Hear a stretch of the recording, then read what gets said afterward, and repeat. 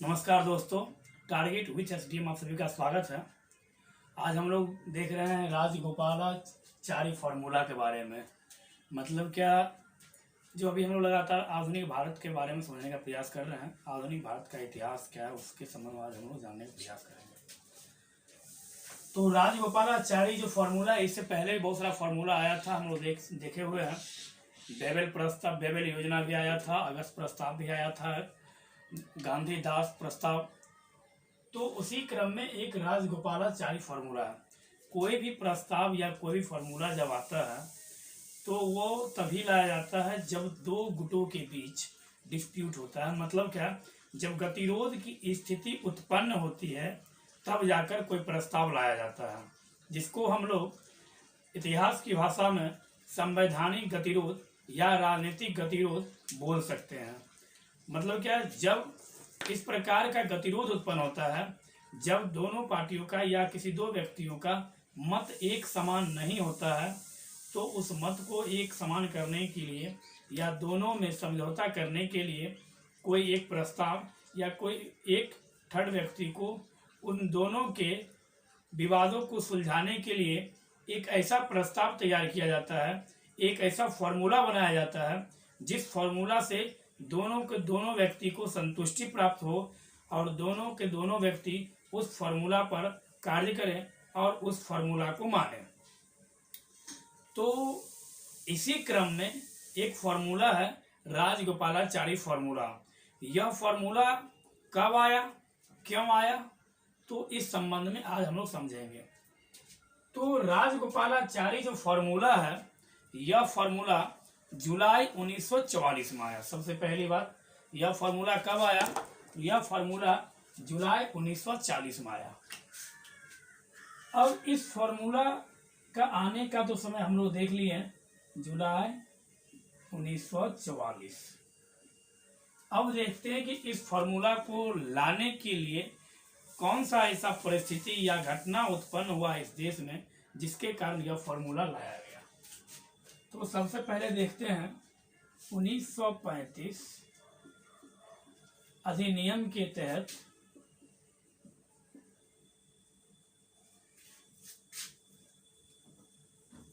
उन्नीस में 1935 भारत शासन अधिनियम के तहत यह कहा गया, जो भारत में अब प्रांतों में और केंद्रों में चुनाव करवाया जाएगा।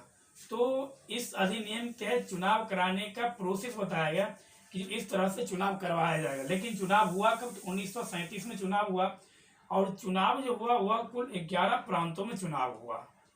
1937 में कुल 11 प्रांतों में चुनाव हुआ, और इस 11 प्रांत में से 8 प्रांत में विजय हुए कौन? तो कांग्रेस पार्टी 8 प्रांत में विजय हुआ। 6 प्रांत में कांग्रेस को पूर्ण बहुमत मिला, और 2 प्रांत में जो है वह कांग्रेस गठबंधन की सरकार बनाकर सरकार बनाने का प्रयास किया और सरकार बनाने में सफल भी हुई। जो मुस्लिम बाहुल्य क्षेत्र था, मतलब क्या, जहां मुस्लिमों की जनसंख्या अधिक थी, वहां क्या हुआ, उन क्षेत्रों में कुल वह 3 क्षेत्र था, और उस क्षेत्र में मुस्लिम मतलब क्या, ML मुस्लिम लीग को बहुमत मिली। तो विवाद की स्थिति यहां से ही उत्पन्न हुई। लेकिन इससे पहले विवाद की स्थिति उत्पन्न हुई, हम कह सकते हैं 1905 बंगाल विभाजन।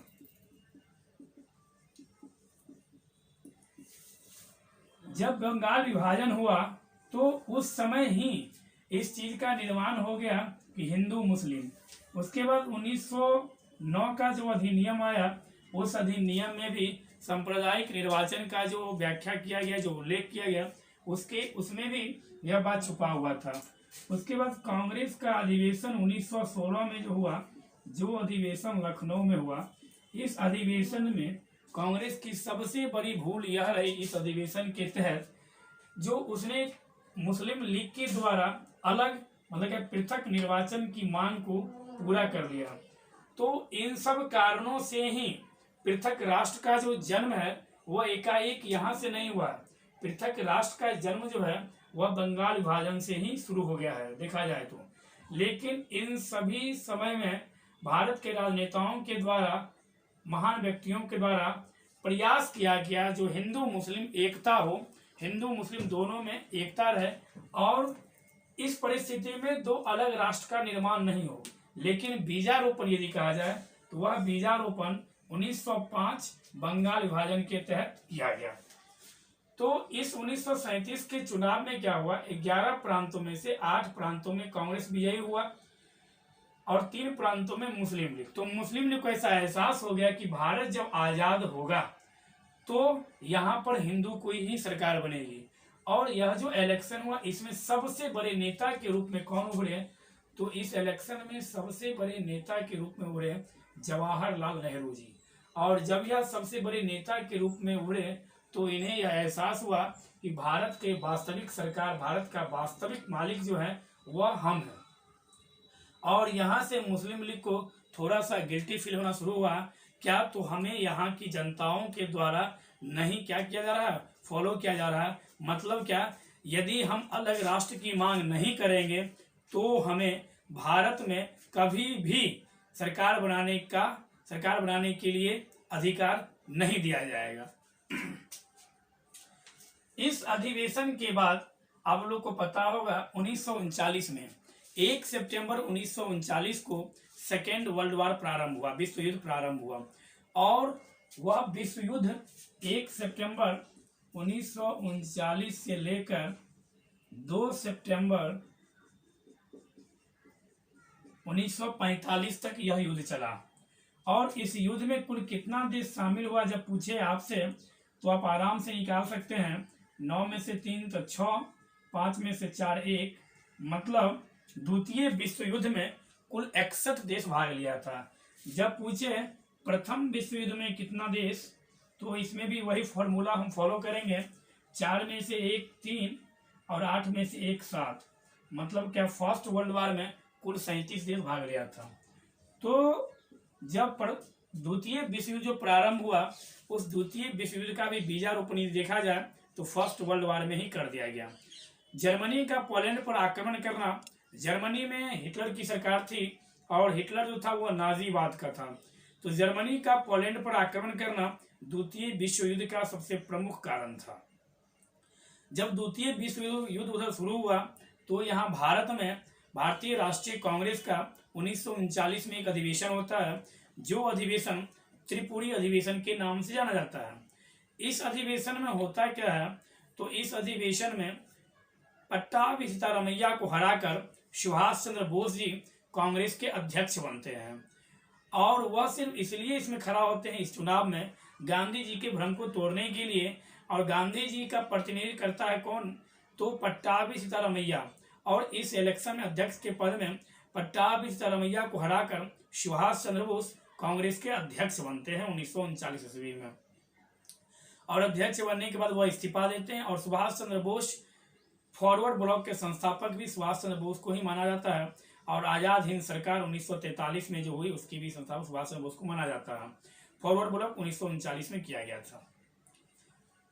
तो इस यह अधिवेशन जब चल रहा था तो भारत के गवर्नर जनरल थे उसमें लॉर्ड लिनलिथगो के द्वारा घोषणा किया जाता है, किसी भी भारतीय सरकार से, भारतीय राजनेताओं से बिना पूछे हुए लॉर्ड लिनलिथगो के द्वारा यह घोषणा किया जाता है कि द्वितीय विश्व युद्ध में भारतीय सैनिकों को भेजा जा रहा है। और यह जो घोषणा है 1 सितंबर को द्वितीय विश्व युद्ध प्रारंभ होता है और 3 सितंबर को लॉर्ड लिनलिथगो जी के द्वारा यह घोषणा किया जाता है कि भारतीय सैनिकों को अब भेजा जा रहा है। कहाँ, तो द्वितीय विश्व युद्ध में भाग लेने के लिए। तो इससे खफा होकर पंडित जवाहरलाल नेहरू जी ऐसा बोलते हैं, जो आप कम से कम हमसे तो पूछते, हमसे मतलब क्या, जिसको भारतीय जनता के द्वारा चुना गया है, जिस सरकार को जनता के द्वारा चुना गया उस सरकार से तो आप पूछते कम से कम। लेकिन लॉर्ड लिनलिथगो इस बात से खफा होते हैं और वह इस बात पर कोई प्रतिक्रिया नहीं देते हैं। तो होता क्या, 1937 में जो कांग्रेस की सरकार बनी थी 1937 के चुनाव में, वह सरकार लगभग 28 महीनों तक कार्य करने के उपरांत 1939 में लॉर्ड लिनलिथगो के इस रवैये के कारण अपने सभी प्रांतों से इस्तीफा देने की घोषणा करती है। मतलब क्या, सरकार का बोलना यह रहता है कि द्वितीय विश्व युद्ध में जो हमारी सैनिक जो भाग लेगी या हम लोग जो गए हैं वहां पर, तो क्या आप हम लोगों से पूछे हैं? नहीं पूछे हैं। तो बिना पूछे हमारे सैनिकों को आपने द्वितीय विश्व युद्ध में कैसे धकेल दिया? और लॉर्ड लिथगो के द्वारा, आप लोग को पता ही होगा, लॉर्ड लिथगो के द्वारा एक प्रस्ताव लाया जाता है, जो प्रस्ताव ब्रिटेन के प्रधानमंत्री विंस्टन चर्चिल जी के परामर्श पर लाया जाता है, जिसे हम लोग अगस्त प्रस्ताव बोलते हैं। अगस्त प्रस्ताव 1940 में आता है और अगस्त प्रस्ताव में कुछ प्रमुख घोषणाएं रहती है, जिनमें से एक दो घोषणा यह है, पहली घोषणा कि डोमिनियन स्टेट्स दिया जाएगा, और दूसरी बात कि भारतीयों के लिए भारतीयों के द्वारा संविधान सभा का गठन किया जाएगा और इसमें केवल भारतीय सदस्य होंगे। लेकिन यह सारा कंडीशन उसमें स्पष्ट दिया हुआ था कि यह सारा कंडीशन तब से लागू होगा जब द्वितीय विश्व युद्ध की समाप्ति होगी और जब द्वितीय विश्व युद्ध में हम जीत जाएंगे। मतलब क्या? ब्रिटेन जीत जाएगा। मतलब क्या? विश्व युद्ध की समाप्ति के उपरांत जो बात अगस्त प्रस्ताव में कही गई थी वह बातें भारत में लागू होगी। तो इधर 28 महीनों के कार्यकाल के बाद प्रांतों के जो सरकार थे उनके द्वारा इस्तीफा दे दिया गया और उनके द्वारा यह बोला गया, जवाहरलाल नेहरू जी के द्वारा, कि जो आप क्यों ऐसा किए? तो लॉर्ड लिथगो बोलते हैं, जो ब्रिटेन का जो क्षेत्र द्वितीय विश्व युद्ध में जर्मनी के द्वारा संग्रहित कर लिया गया है, उन क्षेत्रों को मुक्त कराने में भारतीय सैनिक योगदान देंगे। तो जवाहरलाल नेहरू जी यहाँ पर कहते हैं, एक गुलाम राष्ट्र दूसरे गुलाम राष्ट्र को कैसे मुक्त करा पाएगी? मतलब यह कि हम लोग तो खुद एक गुलाम हैं, हम लोग तो खुद आपका गुलाम है। मतलब क्या? भारत तो खुद एक गुलाम राष्ट्र है, तो यह गुलाम राष्ट्र दूसरे राष्ट्रों को मुक्त किस प्रकार से कराएगी? लेकिन लॉर्ड लिथगो यहाँ पर भी स्थिर नहीं होते हैं और वो प्रस्ताव लाते हैं। उसके बाद क्या होता है? 1940 अगस्त प्रस्ताव आने के बाद 1940 में ही गांधी जी के द्वारा व्यक्तिगत सत्याग्रह आंदोलन शुरू किया जाता है। व्यक्तिगत सत्याग्रह, पहला व्यक्तिगत सत्याग्रही रहते आचार्य विनोबा भावे और दूसरा रहते हैं जवाहरलाल नेहरू। पहला सत्याग्रही रहते हैं आचार्य विनोबा भावे। आचार्य विनोबा भावे कहने का मतलब है जो पवनार आश्रम से संबंधित रहते हैं, और दूसरे सत्याग्रही रहते हैं पंडित जवाहरलाल नेहरू। ऐसा नहीं कि बस दो ही व्यक्ति इसमें भाग लेते हैं, लगभग 20,000 व्यक्ति सत्याग्रही बनते हैं और वह भाग लेते हैं। लेकिन परीक्षा में इन दो व्यक्तियों का चर्चा विशेष रूप से किया गया है। उसके बाद क्रिप्स मिशन आता है, 1942 में क्रिप्स मिशन आता है, और क्रिप्स मिशन में भी वही सब बात रहता है। लेकिन क्रिप्स मिशन भी यही बोलता है कि द्वितीय विश्व युद्ध की समाप्ति के बाद आपको ये सारा चीज दिया जाएगा। और क्रिप्स मिशन के बाद भारत में भारत छोड़ो आंदोलन 9 अगस्त 1942 ईस्वी को भारत छोड़ो आंदोलन प्रारंभ किया जाता है। मतलब क्या? अब अंग्रेजों भारत छोड़ो, और इसमें प्रमुख नेता के रूप में गांधी जी के द्वारा, लेकिन 9 अगस्त को मॉर्निंग में ही गांधी जी को क्या, पूरे जितने भी बड़े बड़े नेता रहते हैं उन सभी को अरेस्ट कर लिया जाता है। तो जब हम लोग, मतलब क्या, जब इधर कांग्रेस पार्टी भारत की आजादी के लिए लड़ाई कर रहे थे, तब मुस्लिम लीग क्या कर रहे थे यह देखना है हमें। जब हम लोग अपने देश की आजादी के लिए ब्रिटेन से लड़ रहे थे, जब हम लोग चाह रहे थे कि हम लोगों को आजादी मिले, तो उस समय मुस्लिम लीग का एक अलग ही मांग था। 1930 ईस्वी में मुस्लिम लीग का एक बैठक हुआ था इलाहाबाद में। इलाहाबाद को वर्तमान में हम लोग प्रयागराज के नाम से जानते हैं, जहाँ गंगा जमुना सरस्वती का संगम है। गंगा नदी का यहाँ पर चर्चा आया, तो गंगा नदी का उद्गम स्थल जो है वह गंगोत्री, मतलब क्या, देव प्रयाग में भागीरथी और अलकनंदा मिलती है, वहीं से गंगा का ओरिजिन होता है और वहां से वह गंगा कहलाती है। गंगा की लंबाई भारत में 2525 किलोमीटर है गंगा की। और गंगा को सबसे पवित्र नदी भी माना जाता है।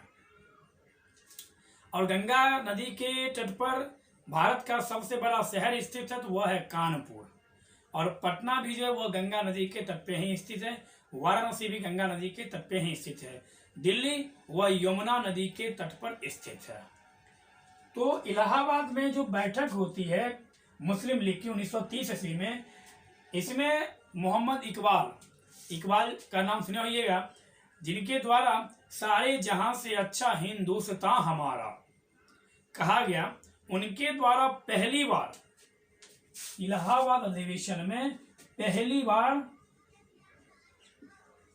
पृथक राष्ट्र शब्द का प्रयोग किया गया। सबसे पहले किसके द्वारा पृथक राष्ट्र शब्द का प्रयोग किया गया? तो मोहम्मद इकबाल के द्वारा 1930 में मुस्लिम लीग का अधिवेशन जो इलाहाबाद में हुआ, इस अधिवेशन में मोहम्मद इकबाल के द्वारा सबसे पहली बार पृथक राष्ट्र शब्द का प्रयोग किया गया। अब 1933 में क्या होता है? 1933 में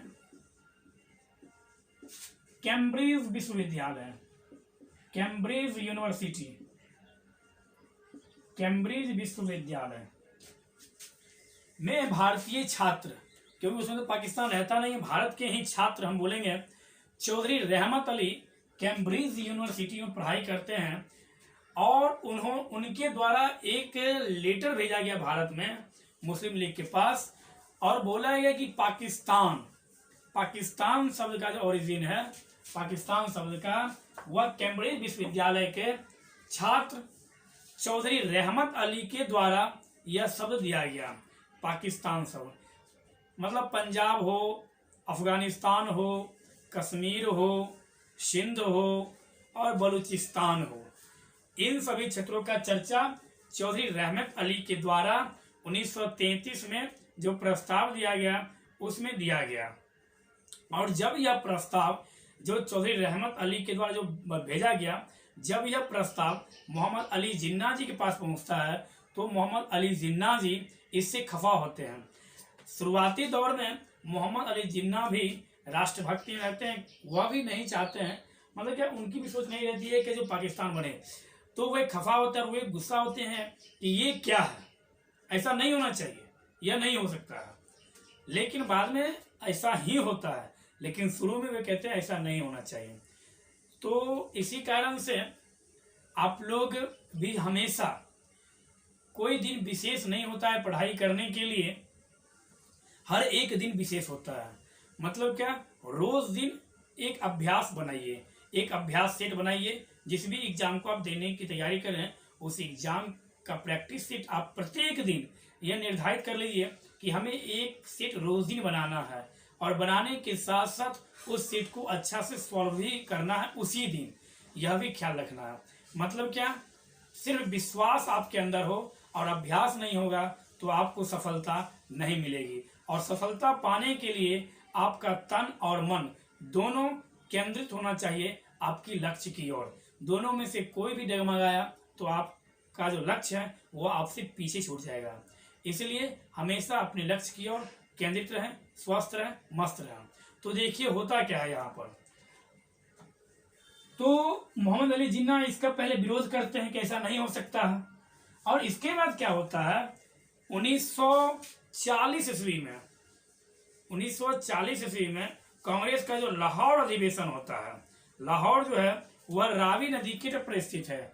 लाहौर अधिवेशन में कांग्रेस के 1940 लाहौर अधिवेशन में पाकिस्तान शब्द के लिए बोला जाता है कि अब तो हमें पृथक राष्ट्र ही चाहिए।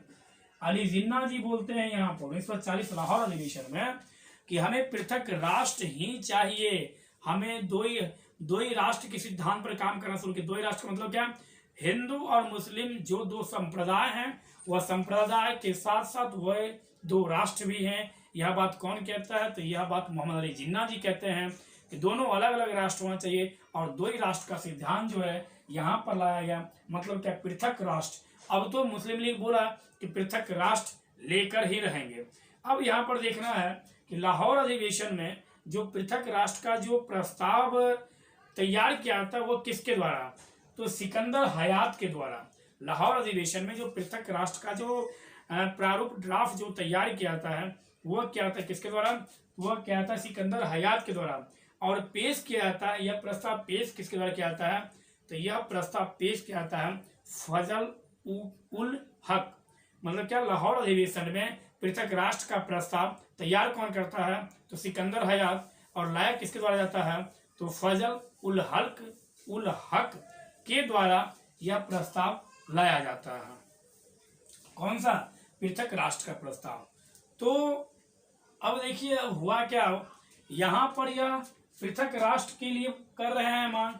इंडियन गवर्नमेंट मतलब क्या, कांग्रेस जो है पार्टी है वह क्या कर रही है, कांग्रेस पार्टी भारत की आजादी की मांग कर रही है। और उधर कांग्रेस पार्टी चाहती है कि भारत आजाद हो, और इधर मुस्लिम लीग चाहती है कि हमें हमारा राष्ट्र मिले, पृथक राष्ट्र का निर्माण हो, बिना पृथक राष्ट्र से अब हम नहीं मानेंगे। इन दोनों के बीच जो गतिरोध उत्पन्न होता है, जो राजनीतिक संवैधानिक जो गतिरोध उत्पन्न होता है, उस गतिरोध को दूर करने के लिए, उन गतिरोधों को समाप्त करने के लिए राजगोपालाचारी जी के द्वारा एक फॉर्मूला बनाया जाता है, जो फॉर्मूला जुलाई 1944 में लाया जाता है। और यह फॉर्मूला किस लिए आता है, तो इन दोनों के बीच जो संवैधानिक राजनीतिक गतिरोध उत्पन्न होती है, उस गतिरोध को दूर करने के लिए राजगोपालाचारी फॉर्मूला आता है। इस फॉर्मूला के आने के बाद हमेशा ऐसा होता है, जब जब बड़ा बड़ा जो फॉर्मूला आया है, अभी भी यदि कोई नेता कुछ अपना यदि स्टेटमेंट देते हैं और यदि उन्हें लगता है कि इससे देश के अहित मतलब क्या जनता इस स्टेटमेंट से यदि आक्रोश हो रही है, तो वह पार्टी अपने उस नेता से साइड हट लेती है। मतलब क्या, पार्टी का स्टेटमेंट तब यह आता है कि यह उनका फलाने व्यक्ति का यह व्यक्तिगत स्टेटमेंट है, इससे पार्टी कोई संबंध नहीं रखती है। तो यही घटना यहाँ पर भी हुआ। राजगोपालाचारी जी के द्वारा जो प्रस्ताव लाया गया, जो फॉर्मूला लाया गया, इस फॉर्मूला के संबंध में कांग्रेस पार्टी बोलती है कि यह जो फॉर्मूला है, यह फॉर्मूला राजगोपालाचारी जी का व्यक्तिगत फॉर्मूला है, इससे कांग्रेस पार्टी का कोई संबंध नहीं है। लेकिन ऐसा कभी नहीं हो सकता है। यदि कोई पार्टी का गद्दावर नेता, राजगोपालाचारी जी को राजा जी के नाम से भी जाना जाता है, और राजा जी मतलब मद्रास, क्योंकि यह साउथ इंडियन थे, और साउथ इंडिया में मद्रास में कांग्रेस के सबसे प्रसिद्ध और सबसे बड़े नेता थे यह। और जब बड़े नेता कुछ बोलते हैं तो बिना पार्टी परामर्श वह नहीं बोल सकते हैं। और दूसरी बात यह भी है कि राजगोपालाचारी जो थे यह गांधी जी के बहुत ही नजदीकी व्यक्ति थे, तो इसलिए ऐसा कहा जा सकता है कि इनके द्वारा जो फॉर्मूला लाया गया, वो उस फॉर्मूला से कहीं ना कहीं गांधी जी पहले से ही अवगत थे इस फॉर्मूला से। लेकिन कांग्रेस पार्टी इससे क्या करती है, तो कांग्रेस पार्टी इससे किनारा ले लेती है। तो इन दोनों में जो डिस्प्यूट होता है, उसके बाद कांग्रेस के द्वारा मतलब क्या, राजगोपालाचारी जो फॉर्मूला आता है, इनके द्वारा जो फॉर्मूला प्रस्तुत किया जाता है, इसे ही इतिहास में राजगोपालाचारी फॉर्मूला कहते हैं। इस राजगोपालाचारी फॉर्मूला की कुछ महत्वपूर्ण बातें यह है, दो चार बातें हम लोग याद रखेंगे। जो राजगोपालाचारी फॉर्मूला यह कहती है कि मुस्लिम लीग जो है उसे राष्ट्रीय कांग्रेस का समर्थन करना चाहिए देश की स्वतंत्रता में, और उत्तरदायी सरकार बनाने में भी समर्थन करना चाहिए। मतलब क्या, राजगोपालाचारी फॉर्मूला यह कहती है कि अलग राष्ट्र की मांग जो आप कर रहे हो वो बाद में, सबसे पहले आप देश की आज़ादी के लिए कांग्रेस का समर्थन कीजिए, और इसके बाद जब ब्रिटिश हमें सत्ता सौंपेगी तो उसके बाद आपको क्या करना होगा, जो भी उत्तरदायी सरकार बनेगी उसका समर्थन करना चाहिए। दूसरा बात, युद्ध के बाद मुस्लिम बाहुल्य क्षेत्र, मतलब क्या, यह बोला गया कि युद्ध के बाद जो जो मुस्लिम एरिया है, जहां जहां मुस्लिमों की संख्या अधिक है, वहां वहां जनमत संग्रह कराया जाएगा, और जनता जिस ओर जाना चाहेगी उधर वह अपना वोटिंग करके जाएगी। जनमत संग्रह मतलब क्या, जन मतलब क्या, लोगों के द्वारा, संग्रह मतलब क्या, यह हुआ कि सभी लोगों से एक विचार पूछा जाएगा, मतदान कराया जाए कि आप भारत में रहना चाहते हैं या पाकिस्तान में। तीसरी शर्त यह थी कि यह सब जो शर्त है, यह सब शर्त तब लागू होगा जब ब्रिटिश हमें सत्ता सौंप देगी। मतलब क्या, जब हम स्वतंत्र हो जाएंगे तब यह सब शर्त आपके ऊपर लागू होगी, उससे पहले नहीं। उसके बाद बोला जाता है राजगोपालाचारी फॉर्मूला में कि विभाजन की स्थिति में, मतलब क्या, जब विभाजन हो जाएगा उसके बाद, मतलब कि जब स्वतंत्रता मिल जाएगी तो एक कॉमन सेंटर की स्थापना की जाएगी। और कॉमन सेंटर का काम क्या होगा, रक्षा, वित्त, संचार, यह सब मामला जो है वह एक कॉमन सेंटर देखेगी। तो यहाँ पर मुस्लिम लीग इन बातों से खफा होकर कहती है, मुस्लिम लीग का कहना होता है कि हमें तो अब सिर्फ और सिर्फ पृथक राष्ट्र ही चाहिए, उससे कम तो हमें कुछ चाहिए ही नहीं। दूसरी बात, राजगोपालाचारी फॉर्मूला में यह बोला गया है कि जनमत संग्रह कराया जाएगा मुस्लिम बाहुल्य क्षेत्र में। तो मोहम्मद अली जिन्ना जी यहाँ कहते हैं कि उस जनमत संग्रह में सिर्फ और सिर्फ मुस्लिम जाति के लोग ही भाग लेंगे, अन्य जाति के लोग उस जनमत संग्रह में भाग नहीं लेंगे। तीसरी बात, मुस्लिम लीग कहती है कि यह सब जो प्रक्रिया है अंग्रेजों को भारत छोड़ने से पहले होना चाहिए।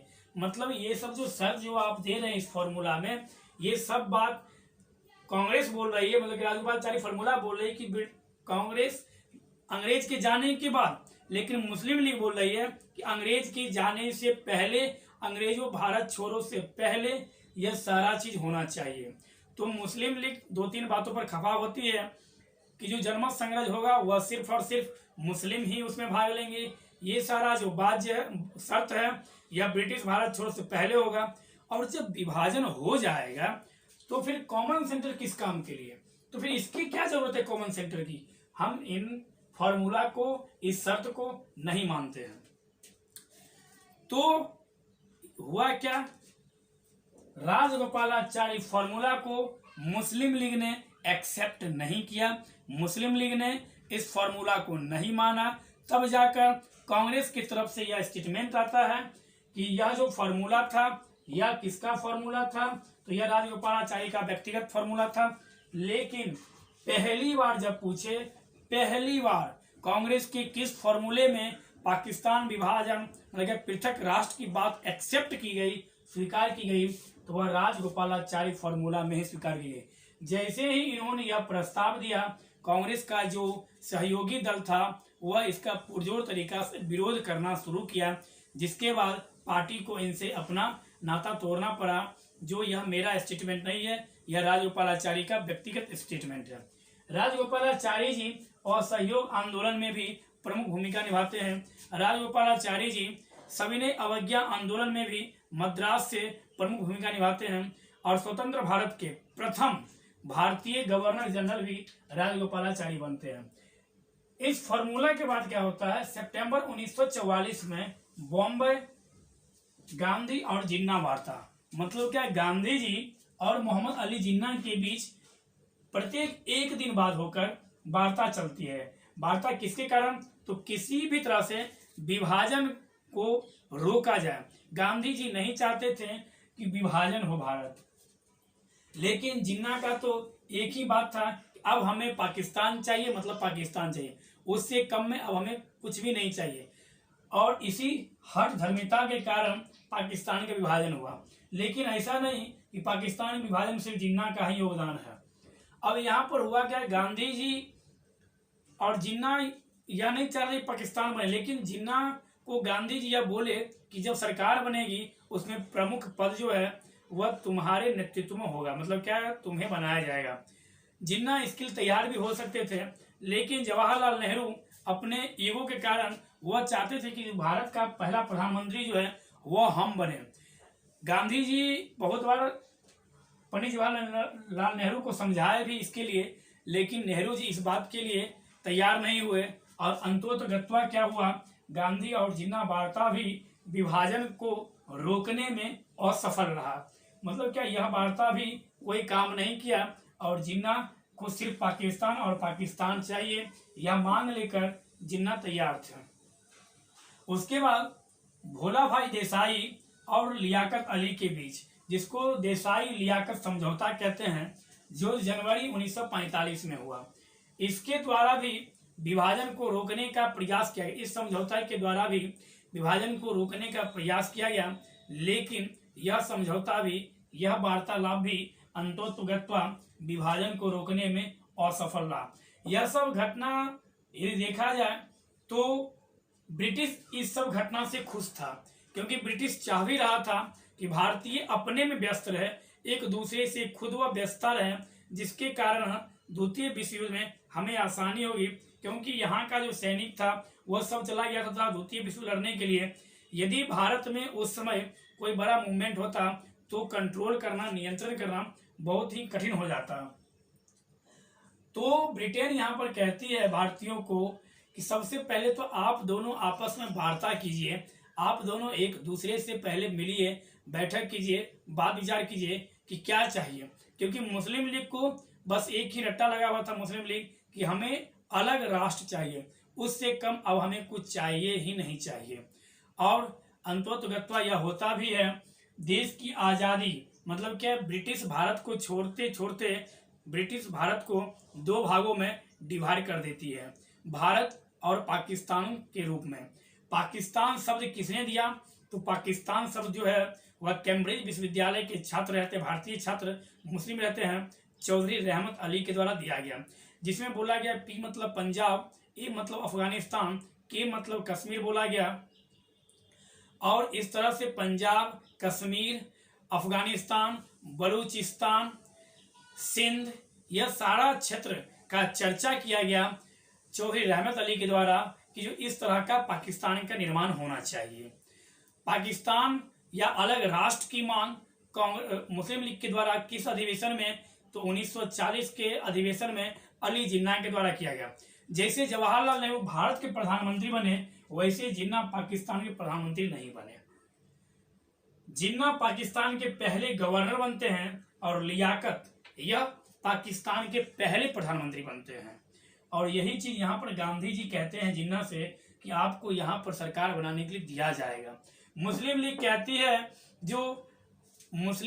है कि जो प्रांत और केंद्र में जो सरकार है उसमें अल्पसंख्यकों के लिए 20% कम से कम सीट होना चाहिए, और योगदान जो है वह 50% मतलब क्या 50-50% का होना चाहिए। लेकिन जो बहुमत का जो है वह 20% कम से कम अल्पसंख्यकों को 20% होना चाहिए। और अल्पसंख्यक में सिर्फ मुस्लिम ही नहीं आते हैं, अल्पसंख्यक में सिख भी, ईसाई भी, जैन भी, ये सब अल्पसंख्यक में आते हैं। लेकिन इन सभी बातों को कितना भी मनाने का प्रयास किया गया मुस्लिम लीग को, लेकिन उसकी हठ धर्मिता के कारण अंतोत्गत्वा पाकिस्तान का जन्म हुआ और पाकिस्तान नामक एक नया राष्ट्र बना। तो आज हम लोग राजगोपालाचारी फॉर्मूला को समझने का प्रयास किए, और राजगोपालाचारी फॉर्मूला में 2-3 बातें प्रमुख थी। क्या सब बातें प्रमुख थी?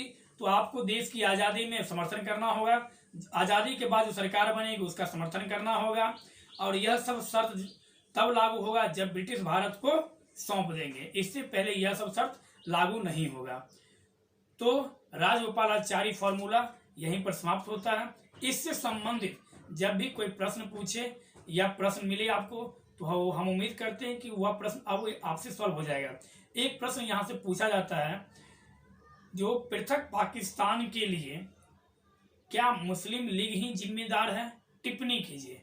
टिप्पणी करने का मतलब यहाँ बोला कि कमेंट्स कीजिए, और कमेंट्स करने का मतलब यहाँ पर यह होता है कि आपका जो आंसर होगा वह 2-3 ग्राफ में होना चाहिए। मतलब क्या, सबसे पहला पक्ष आपका होना चाहिए कि उसकी भूमिका क्या है। सबसे पहले आप लिखेंगे पक्ष में, दूसरी बात आप लिखेंगे उसके विपक्ष में, और तीसरी बात समेकित करके, संकलित करके, मतलब क्या दोनों को मिलाकर आप एक निचोड़, जिसको हम लोग निष्कर्ष बोलते हैं, वह लिखिएगा, तब इसका राइट आंसर होगा। तो राजगोपालाचारी फॉर्मूला समाप्त होता है। धन्यवाद।